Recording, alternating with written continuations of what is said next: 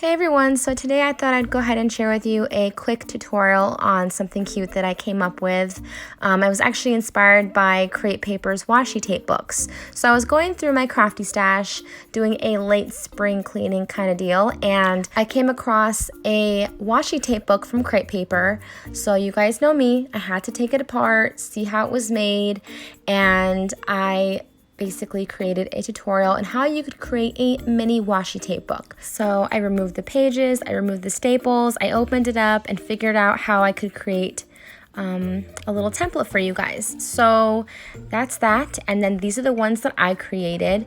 So my washi tape books only have one little page in them. You could definitely add more. I just honestly don't have a ton of washi. I think I must have destashed it all, which now I'm totally regretting.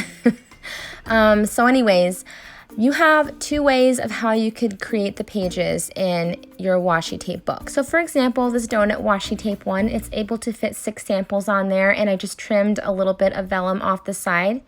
And then this one over here, I left that strip of vellum so I could add a little skinny piece of washi tape. So definitely up to you on what you'd like to do. So I absolutely love how they turned out. So if you would like to see how I created these, then just keep watching. So first, what you're going to want to go ahead and do is grab a piece of pattern paper and go ahead and trim that down to 11 by 3 3/4. And that is going to be the base of your washi tape book. Then you're just going to go ahead and score it. So on the 11-inch side, you're going to score it 1.5 and 6 3/4. And then it should look something like this. Next, you're going to go ahead and take a piece of vellum. The vellum measures 4 5/8 by 3 3/4, and you're just going to go ahead and start cutting the tops of your washi tape. And I lay them out like this, and I leave about, I want to say, 1/2 inch at the top of your vellum. So you want to leave that gap because that's where we're going to be stapling. You need room for the staples, otherwise you're just going to be stapling your washi, and the person that is receiving it is not going to get like a clean strip of washi. So all I'm doing is making sure that the tops are cut straight. They don't have to be all completely even, as you can see, just so long as they're, cut straight. That way, like I said, your recipient gets a nice clean strip of washi sample. And then I'm just ripping it off at the bottom because I'm going to actually be trimming it with my scissors. So you want to lay each piece of washi tape very close to the next strip.